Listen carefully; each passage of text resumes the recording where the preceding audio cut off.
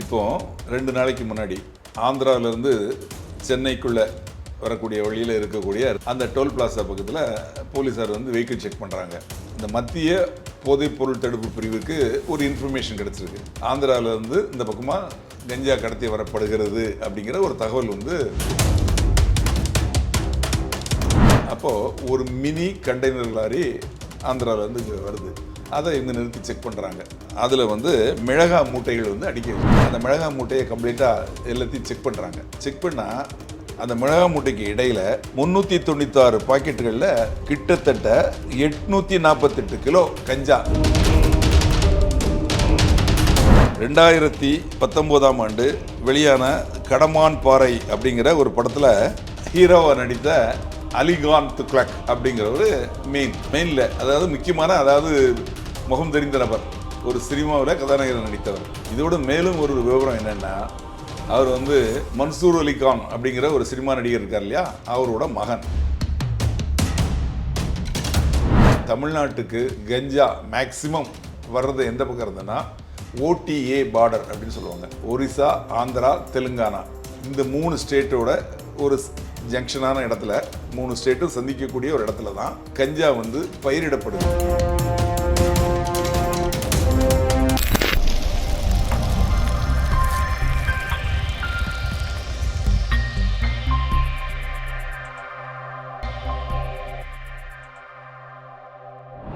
Voice of law நேயர்களுக்கு வணக்கம். இன்றைய நேர்காணலில் நம்முடன் இணைந்திருப்பவர் ரிட்டையர்டு ஏசிபி ராஜாராம் அவர்கள். வணக்கம் சார். வணக்கம் சார். ரெட் ஹில்ஸ் பக்கத்தில் லாரியில் அதிகமாக போதைப் பொருட்கள்னு சொல்லப்படுற கஞ்சா கடத்தப்படுறதா குற்றச்சாட்டு அதிகமாக வந்திருக்கு.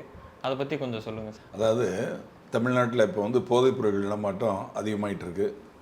நம்ம மாநில காவல்துறை வந்து கடுமையான நடவடிக்கை எடுக்கிறாங்க. அதே மாதிரி மத்திய போதைப்பொருள் தடுப்பு பிரிவு அவங்களும் நல்ல கடுமையான அளவுக்கு நடவடிக்கை எடுக்கிறாங்க.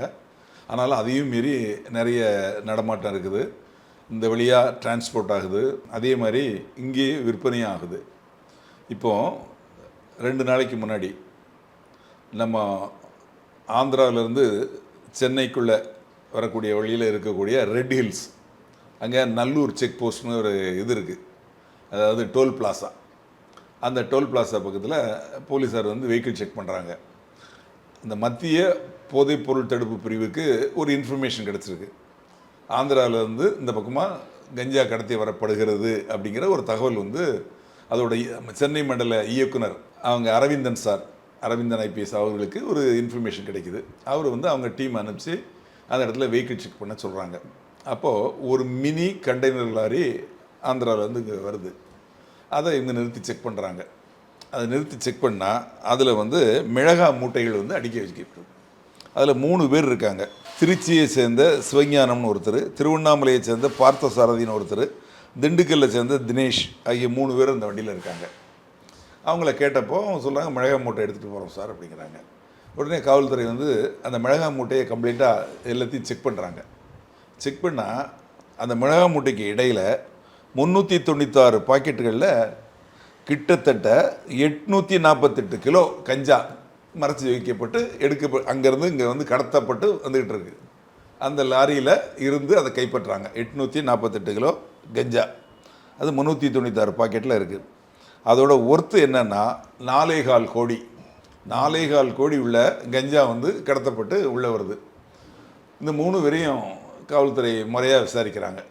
விசாரிக்கப்போ அவங்க என்ன சொல்கிறாங்கன்னா, ஆந்திராவில் விஜயவாடா அந்த பகுதியிலிருந்து நாங்கள் இதை விலைக்கு வாங்கிட்டு வந்தோம், இங்கே கொண்டு வந்து அதிக விலைக்கு விற்கலாம் அப்படின்னு சொல்லிட்டு அவங்க சொல்லியிருக்காங்க. அது அந்த உண்மைதானா அப்படின்னு சொல்லிட்டு காவல்துறை விசாரிக்கிறாங்க. இப்போ அந்த 3 பேரையும் கைது பண்ணியிருக்காங்க. அந்த வண்டியையும் சீஸ் பண்ணியிருக்காங்க. தொடர்ந்து அந்த கஞ்சாவையும் சீஸ் பண்ணியிருக்காங்க. அவங்கள தொடர்ந்து விசாரிச்சுக்கிட்டு இருக்காங்க. இப்போ இதுலேருந்து என்ன தெரிய வருது அப்படின்னா, தமிழ்நாட்டுக்கு கஞ்சா மேக்சிமம் வர்றது எந்த பக்கம் இருந்ததுன்னா OTA பார்டர் அப்படின்னு சொல்லுவாங்க. ஒரிசா, ஆந்திரா, தெலுங்கானா இந்த 3 ஸ்டேட்டோட ஒரு ஜங்ஷனான இடத்துல 3 ஸ்டேட்டும் சந்திக்கக்கூடிய ஒரு இடத்துல தான் கஞ்சா வந்து பயிரிடப்படுது. நம்ம ஊரில் நெல் பயிரிடப்பதை அங்கே கஞ்சாவை பயிரிடுறாங்க. அந்த பயிரிட்ட கஞ்சாவை அதை மொத்தமாக ஒரு இடத்துல கட் பண்ணி எடுத்து சேமித்து வைக்கிறதுக்கு ஒரு கும்பல், பயிரிடுறது ஒரு கும்பல், அதை வந்து சேமித்து கிடங்கில் கொண்டு வச்சுருக்கிறது, மொத்த விலைக்கு வாங்கி வச்சுருக்கிறது ஒரு கும்பல். அங்கேருந்து அதை வாங்கி கொண்டு வந்து டிரான்ஸ்போர்ட் பண்ணி தமிழ்நாட்டுக்குள்ளே மற்ற இடங்களுக்கும் கொண்டு போகிறது, டிரான்ஸ்போர்ட் பண்ணுறது இன்னொரு டீம். அங்கே வந்து 200 300 தான் ஒரு கிலோ. இப்போ விலை கூடி 2000 ரூபா வரைக்கும் வந்துருச்சு. ஆனால் தமிழ்நாட்டுக்குள்ளே வந்தாச்சுன்னா 20,000 ரூபாயிலேருந்து 60,000 ரூபா வரைக்கும் ஒரு கிலோ கஞ்சா. ஆக அந்த கஞ்சா இங்கே கடத்திட்டு வரவங்களுக்கு எவ்வளோ லாபம்னு பாருங்கள். அதுக்கப்புறம் இங்கே உள்ளே வந்ததுக்கப்புறம் ஹோல்சேல் வியாபாரிக்கு போகும். அந்த ஹோல்சேல் வியாபாரிகிட்டேருந்து ரீட்டைல் செல்லருக்கு போகும். ரீட்டைல் செல்லு தான் அந்தந்த ஏரியாவில் விற்பாங்க. ஆக இத்தனை கை மாறுது. அப்போ இது ஒரு பெரிய நெட்வொர்க். இந்த நெட்வொர்க்கில் வந்து பணம் நிறைய பொருளுது. அதனால தான் காவல்துறை வந்து எவ்வளோ கடுமையான நடவடிக்கை எடுத்தாலும் அவங்க கண்ணில் மண்ணை தூவிட்டு இந்த மாதிரி பண்ணுறாங்க. இது மாதிரி பண்ணக்கூடியவங்களுக்கு நிறைய பேக்ரவுண்ட் இருக்குது. ரவுடிகள் சப்போர்ட்டு, சில காவல்துறையினர் சப்போர்ட்டு, இந்த மாதிரி சப்போர்ட் இருக்கிறனால தான் அவங்க தைரியமாக செய்கிறாங்க. அந்த மாதிரி தைரியமாக அவங்க தொடர்ந்து பண்ணிகிட்டு இருக்காங்க. அப்படின்னா அதுக்கு என்ன காரணம் அப்படின்னா அவங்க இந்த மாதிரி பின்னணிகள் தான். அதில் நிறைய பணப்புழக்கமும் ஜாஸ்தி இருக்குது. இந்த மத்திய போதைப்பொருள் தடுப்பு பிரிவில் வேலை செய்கிற 2 காவலர்களே இந்த கஞ்சா போதைப்பொருள் விற்பனைக்கு உடந்தையாக இருந்திருக்காங்க. அது என்ன அப்படின்னா ஆனந்தன், சமீர் அப்படின்னு சொல்லிட்டு 2 காவலர்கள். அந்த 2 காவலர்களும் இந்த சென்னை மண்டலத்தில் இருக்கக்கூடிய அந்த போதைப்பொருள் தடுப்பு அந்த பிரிவில் வேலை பார்க்குறாங்க. அவங்க வேலை செய்கிறவங்க இப்போ நேற்று கைது செய்யப்பட்டிருக்காங்க. என்ன பண்ணாங்க அப்படின்னா கடந்த 28ஆம் தேதி, போன மாதம் 28ஆம் தேதி, நவம்பர் மாதம் 28ஆம் தேதி மெத்தாம்பெட்டமின் அப்படிங்கிற போதைப்பொருளை விற்பனை செய்த குளத்தூரை சேர்ந்த சுரேந்திரநாத் அப்படிங்கிறவரையும் அசோகர் நகர் காவல் நிலையத்தில் வேலை செய்கிற போலீஸ்கார் ஜேம்ஸ் 2 பேரையும் கைது பண்ணாங்க.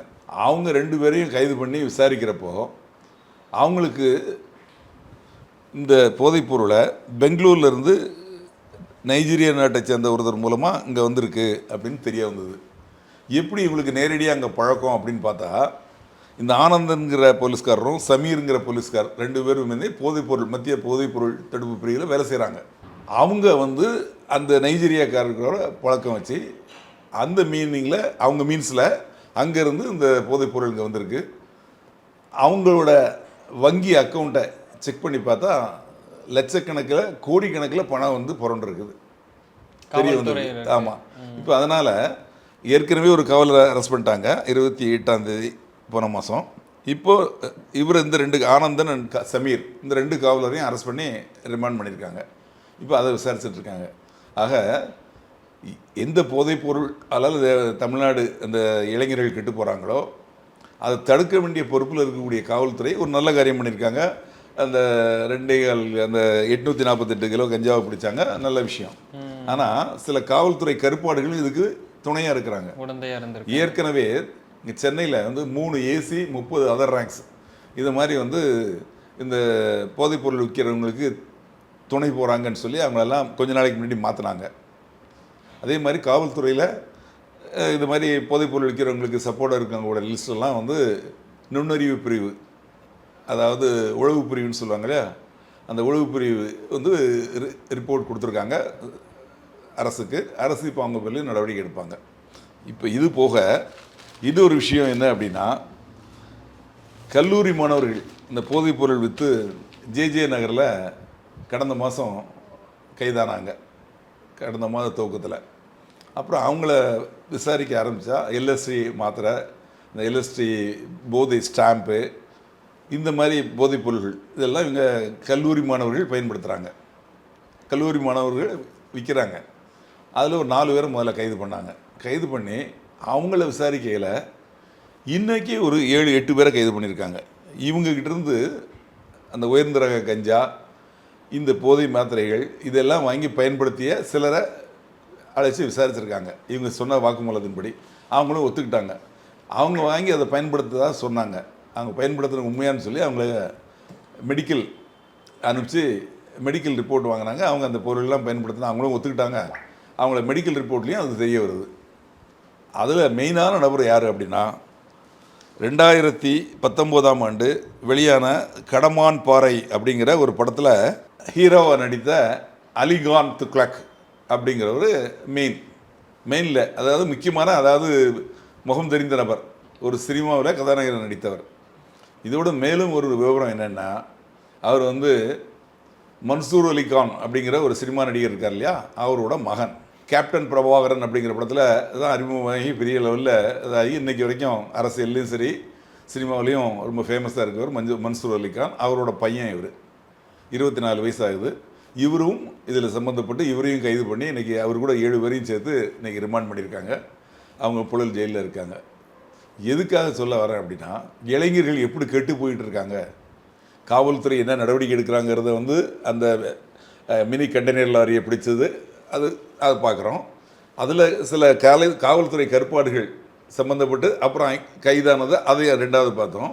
இப்போ 3வது வந்து இளைஞர்கள் எப்படி கெட்டு போயிட்டுருக்காங்க. கல்லூரி மாணவர்கள், இளைஞர்கள், சினிமா நடிகர், ஒரு கதாநாயகனாக நடித்த நபர், அவரோட நண்பர்கள் எல்லாரும் இந்த போதையின் பாதையில் திரும்பி கெட்டு அழிஞ்சு நம்ம சமுதாயம், இளைஞர் சமுதாயம் எதையோ நோக்கி போயிட்டுருக்குறோம்.